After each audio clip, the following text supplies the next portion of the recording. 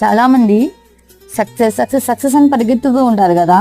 నాకైతే చాలా నవ్వుస్తూ ఉంటుంది. ఎందుకు అంటే డబ్బుండి తినడానికి టైం లేకపోవడమా సక్సెస్ అంటే? అందరూ ఉండి మన మనసులోని బాధ, మన మనసులోని మాట చెప్పుకోవడానికి ఒక మనిషి లేకపోవడమా సక్సెస్ అంటే?